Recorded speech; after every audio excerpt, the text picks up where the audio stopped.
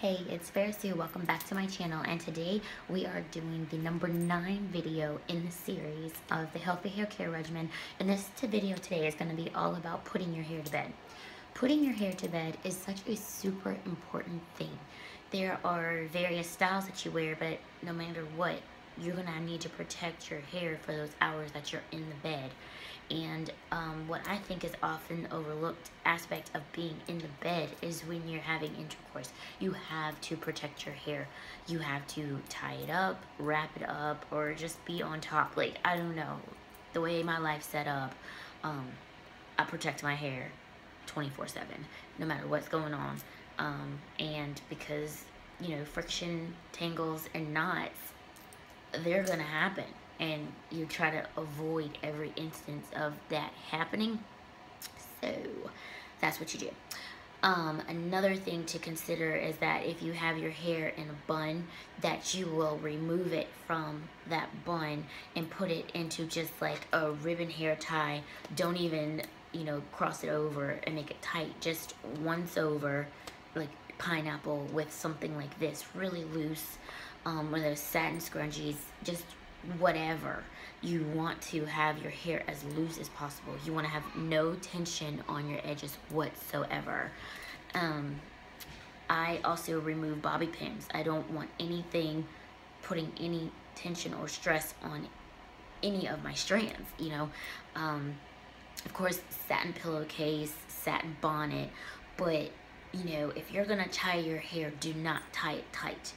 If you remove your head sash in the morning and you can see indentations on your forehead, that's too tight.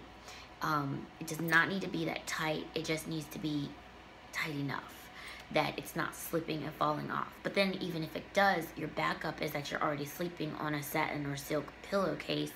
So it really shouldn't be that hard to do. I know one of the things that I do is in my nightstand drawer, I have full of all different types of hair covers.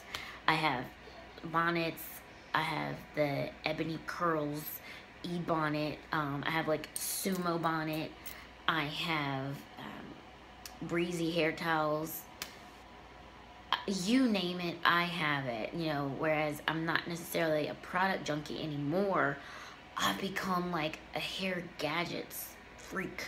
Like, I mean, I've got my Curiedo hair steamer, I've got like everything, every kind of brush, every kind of comb, every kind of pick, all the materials, wooden, plastic, silicone, copper.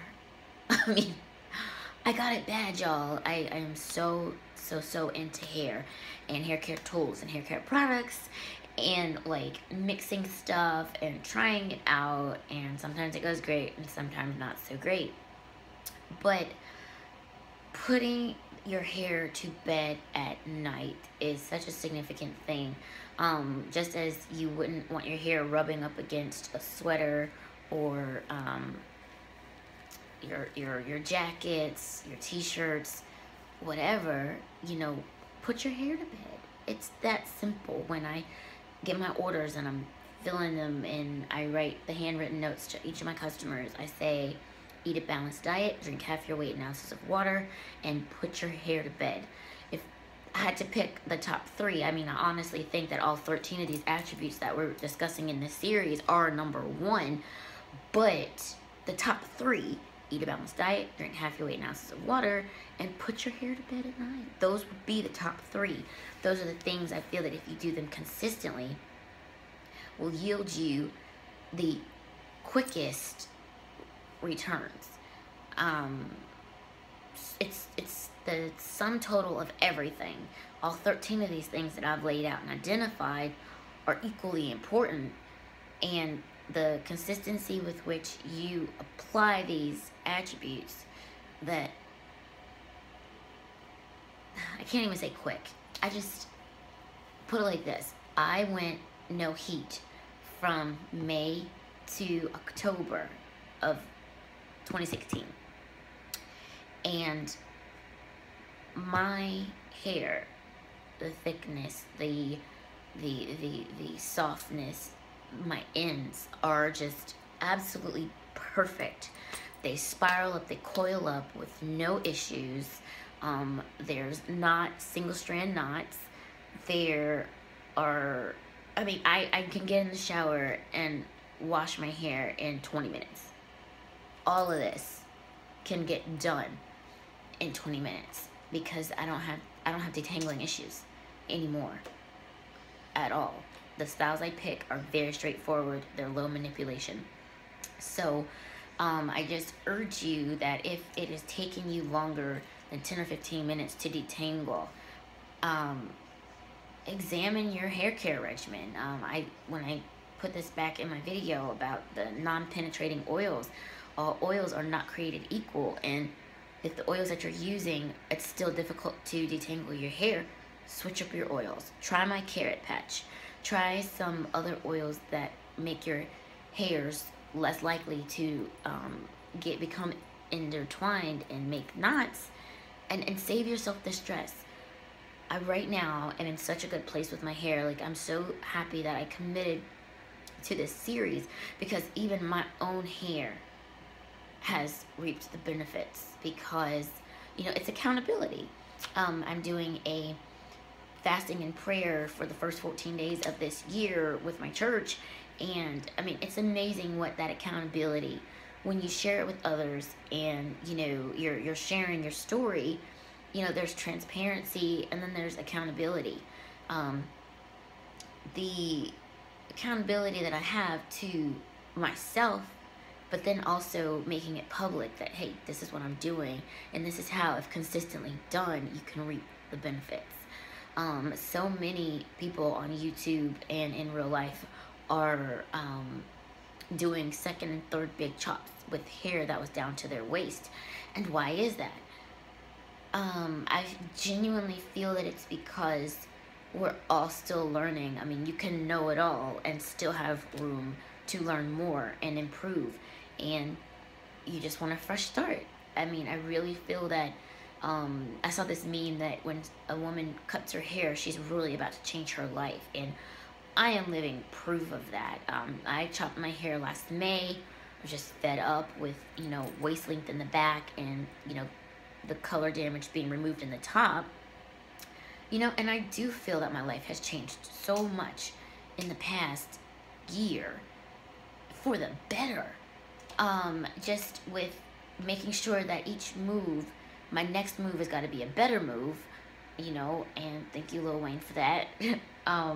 So what I feel is that making this series, committing to doing these 13 attributes consistently and deliberately on purpose, and sharing this journey with you guys, it's been such a blessing to me. And so I really appreciate your feedback and your comments and your encouragement, because it does kind of take a lot to carve out the time to sit and stop and talk to you guys, but it is absolutely worth it. And I really do appreciate your feedback and all of my social media. I mean, I'm on Pinterest, Tumblr, Instagram, Facebook,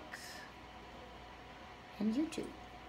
So I'm at Fair Sue, Fair Sue 2, Fair Sue's Garden, in pretty much all social media platforms. And I just, you know, it's incredible how much my hair has grown. And what I like about the natural community now is that once upon a time, it seemed like it was top secret information, and everybody was like hoarding it and keeping it all to themselves. Like, well, yeah, I know how to get waist length hair, but I'm just not going to tell you about it.